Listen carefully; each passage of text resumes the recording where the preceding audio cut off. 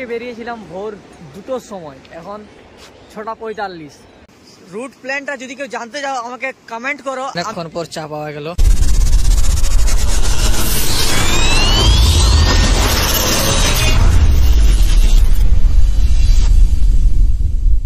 Good morning. ভোর 4টে দাঁড়িয়ে রয়েছি পাঁশকুড়া স্টেশনের সামনে। আর আমার জার্নি শুরু হয়েছিল খড়গপুর থেকে, বাট যতটা ডাটা ছিল সব ক্র্যাপ হয়ে গেছে বা কোনো কারণে ডিলিট হয়ে গেছে, সেই কারণে ওই ফুটেজগুলো সব ব্যাক আপ করতে পারা যাবে না। দাঁড়িয়ে রয়েছি এখন বর্তমানে পাঁশকুড়া স্টেশনে, আর আমরা যাচ্ছি দীঘা, যেটা তোমরা টাইটেল থাম্বনেল থেকে বুঝেই গেছো। দীঘা যাওয়ার জন্য পাঁশকুড়া থেকেই কিন্তু এই লাইন ভাগ হয়ে যায়। পার ক্লাসের ভাড়া খড়গপুর থেকে 175 টাকা মাত্র, আর জেনারেলে 90 রুপিস, মতলব মানে 90 টাকা। তো এই হচ্ছে জেনারেল কম্পার্টমেন্ট, দুটো সামনের দিকে রয়েছে, সামনে ইঞ্জিন আর পরপর দুটো জেনারেল, তারপর স্লিপার, তারপর এসি। খড়গপুর বা কলকাতা থেকে একদিনে দীঘা প্ল্যান করতে চান তো সব থেকে বেস্ট টাইমিং ট্রেন এটাই, 22890 পুরী দীঘা সুপারফাস্ট এক্সপ্রেস। খড়গপুর থেকে টোটাল 4টে হল্ট। প্রথম হচ্ছে আমরা পাঁশকুড়াতে দাঁড়িয়ে রয়েছি, এরপর তমলুক, তারপর কাঁচি, তারপর দীঘা। তো খড়গপুর থেকে ছাড়ে 3:32 মিনিটে, আর দীঘা পৌঁছাবে 6:17 মিনিট। এবার টাইম সিগন্যাল অনুপাতে কম বেশি হতে পারে। সিগন্যাল পেয়ে গেছে, ট্রেন ছাড়া শুরু করে দিয়েছে। আর বলে রাখি যে খড়গপুর থেকে দীঘা যাওয়ার এই পাঁশকুড়া থেকে কিন্তু ট্র্যাক চেঞ্জ হয়ে যাচ্ছে, এরপর থেকে ট্রেনের কোলাহল কমে যাবে। তো আমি উঠে পড়েছি আপার ডেকে, আর এখানে পাঁশকুড়ার পর সব সিটগুলোই অলরেডি ফাঁকা হয়ে গেছে, হয়তো আর অতটা ভিড় হবে না। 20 কিলোমিটার মতো বাকি তমলুক যেতে, মানে পাঁশকুড়া স্টেশন থেকে 4 কিলোমিটার বেরিয়েছে। পাঁশকুড়া থেকে তমলুকের দূরত্ব 24 কিলোমিটার। এবার এই 20 কিলোমিটারের মধ্যে আমি ঘুমিয়েছি, কারণ প্রচণ্ড আরে ঘুম পাচ্ছে আমাকে। এখন যদি আমি ঘুরে না নিই তাহলে পরে হয়তো সমস্যা হতে পারে। তমলুক স্টেশন, আর এখানে ট্রেনের হল্ট রয়েছে 2 মিনিট মাত্র।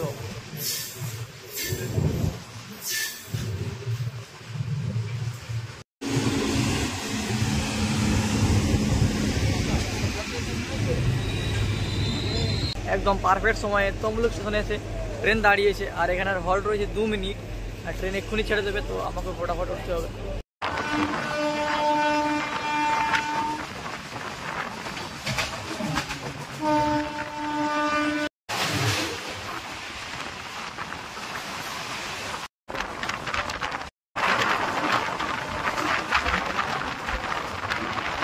খড়গপুর থেকে আমরা অলমোস্ট 100 কিলোমিটার যাত্রা কমপ্লিট করে ফেলেছি।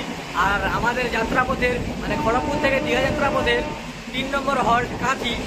কাঁথি স্টেশনে হল্ট রয়েছে মাত্র 2 মিনিট, আর কিছুক্ষণের মধ্যেই ট্রেন কাঁথি স্টেশনে প্রবেশ করবে।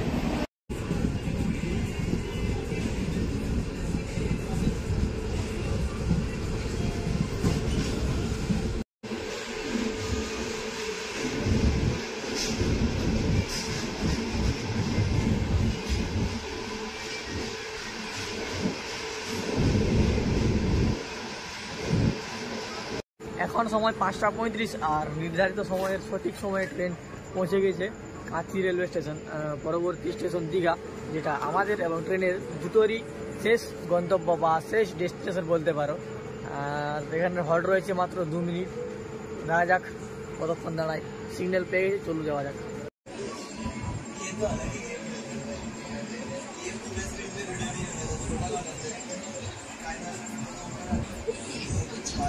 আর ভাই দীঘা আস্তে আস্তে ট্রেন অলমোস্ট ফাঁকা হয়ে গেছে,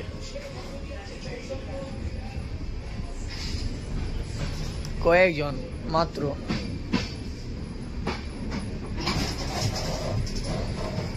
নিজেকে একটু দেখে নেওয়া যাক।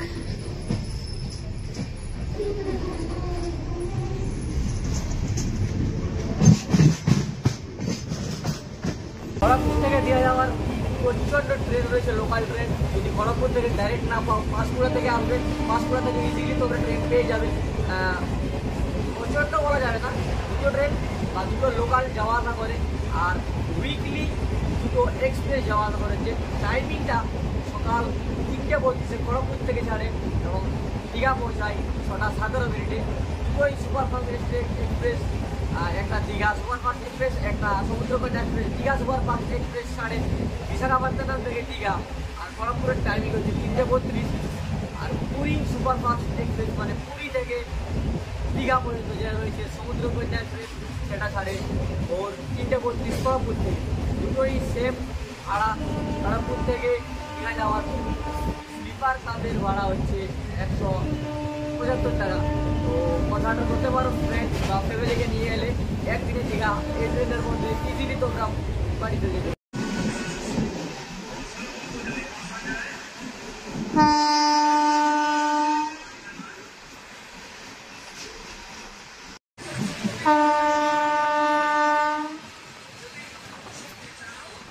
সময় 6:01 আর ঘুম ভাঙতে এইরকম একটা দৃশ্য দেখি, যেটা তোমাদের দেখাতে চাই। দেখো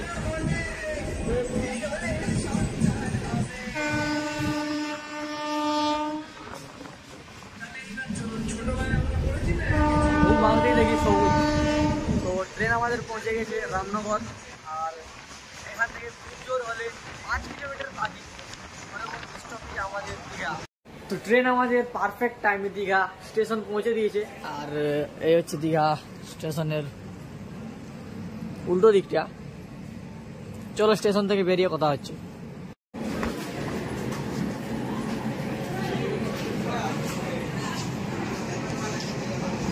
সময় 6:25, পারফেক্ট টাইমে ট্রেন ছেড়ে দিয়েছে। আর এখান থেকে লোকোমোটিভকে চেঞ্জ করছে। এই লোকোমোটিভকেই পিছনে লাগাবে, আবার বিকেল 5:25 সময় এই ট্রেন রিটার্ন যাবে খড়গপুর। স্টেশনের নিউ কমপ্লেক্সে বাম সাইডে যে স্টলগুলো দেখছো এগুলো ছিল না আগে, রিসেন্ট করেছে। দীঘা অলমোস্ট আমি 8-9 বার এসে ফেলেছি। আর ভাই দীঘা স্টেশনটা অনবদ্য সুন্দর।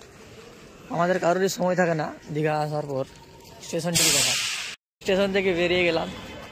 চলো এবার যাওয়া যাক দীঘা বিচের দিকে। সোজা দীঘা বিচে গিয়ে দেখা হচ্ছে। এখান থেকে বিচের নিউ দীঘা সি বিচের দূরত্ব হচ্ছে 450 মিটার মাত্র। তো চলো সকাল সকাল বিচের দর্শন করা যাক। খড়গপুর চৌরঙ্গি বা কলকাতা থেকে বাসে আসে। এই হচ্ছে সরকারি বাসের ডিপো। বাস স্ট্যান্ড এখানেই রয়েছে। তো তোমরা বাসেও এলে এখানেই নামবে। আর নিউ সি বিচ যাওয়ার রাস্তাটা কিছুটা এরকম।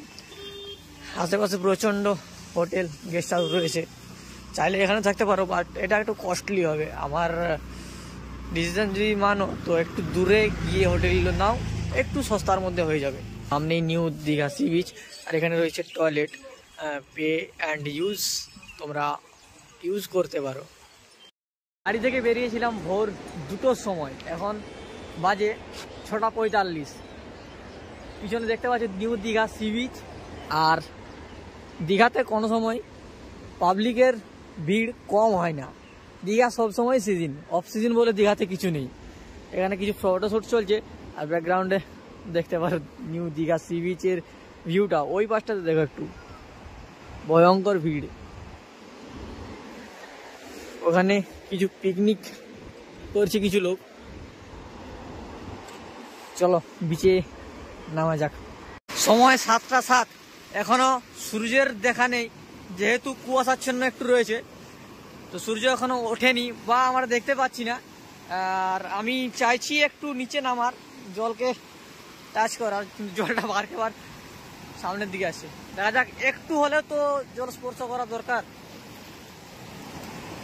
এই পাশটা একটু ফাঁকা ফাঁকা। বিচের ওই সাইডটাতে লোক রয়েছে প্রচণ্ড, ওইখানে কিছু লোক রয়েছে। চলো একটু নামা যাক। ও নো ভাই, কি ঠান্ডা।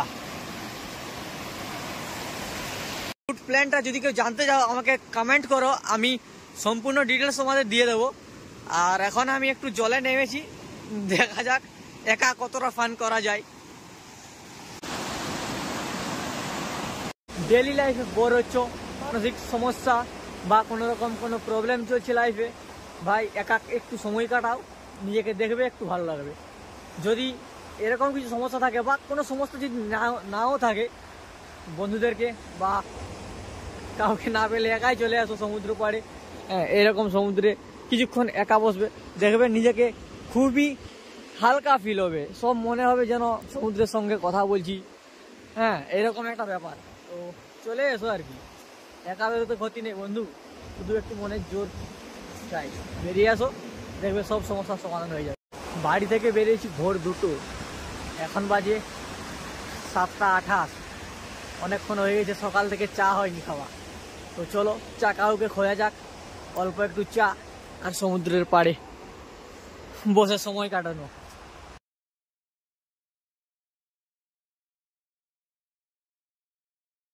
যাক, অনেকক্ষণ পর চা পাওয়া গেল এই কাকার দোকানে। এখানে টয়লেটেরও ব্যবস্থা আছে আর সামনে সমুদ্র। চা খাওয়ার পর একটু আগের দিকে এগোতেই আমরা পৌঁছে গেছি ওল্ড দীঘা সি বিচ। পিছনে বিচ, পিছনে কি, আমি তো তখন থেকে আপনাদের বিচ দেখেই যাচ্ছি। তো ওল্ড দীঘা বিচে যাই এবার, অনেক দিন থেকে আসা হয়নি, দেখি ওল্ড দীঘা বিচে নতুন কি কি পরিবর্তন হয়েছে।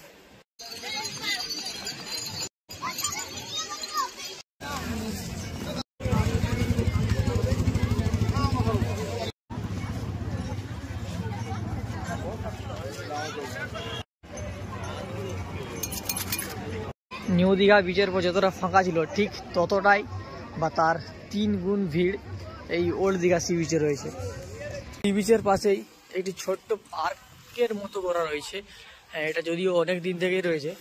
আর এপাশে রয়েছে সমস্ত দোকান, সমস্ত মিষ্টি বা খেলনা সামগ্রী সমস্ত কিছুই এই স্টলের মধ্যে রয়েছে। প্রতিটা স্টল করা রয়েছে, এখানে সব কিছু পাওয়া যায়, যদিও এখন সময় হয়নি খোলার। একটা জিনিস খেয়াল করো, নিউ দীঘাতে পাহাড়ের সামনে যে পাথরগুলি রয়েছিল এখানে কিন্তু সম্পূর্ণ বাঁধানোর অবস্থায় রয়েছে। আর ঢের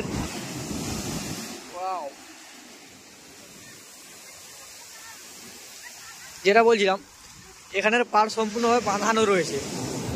নিউ দীঘাতে যেমন তোমরা স্নান করতে পারবে বা জলে নামতে পারবে, এখানে কিন্তু জলে নামার কোনো রকম কোনো ব্যবস্থা নেই। সমস্ত পাড় বাঁধানো এবং স্ট্রিক্টলি পুলিশ বলে দিয়েছে যে পাড়ের মধ্যে কেউ নামতে পারবে না, জলের মধ্যে কেউ নামতে পারবে না, কারণ এখানে ঢেউটা একটু বেশি। দীঘা এপিসোডের ফার্স্ট ব্লগ বা ফার্স্ট এপিসোড এখানে শেষ করছি। যদি ভিডিওটি ভালো লেগে থাকে তো অবশ্যই সাবস্ক্রাইব করে দিও নেক্সট এপিসোডের জন্য। আর নেক্সট এপিসোডে আমি এটা এমন একটি ইনফরমেশন দেবো যা হয়তো বা খুব কম চ্যানেলে রয়েছে। খুব কম খরচে থাকার ব্যবস্থা, মাত্র 40 টাকায় থাকার হোটেল বা থাকার রুম। তো অবশ্যই ভালো লাগলে চ্যানেলটি সাবস্ক্রাইব করে রাখো নেক্সট এপিসোডের জন্য। আর দেখা হচ্ছে পরের ভিডিওতে, পরের এপিসোডে। ততক্ষণ বাই।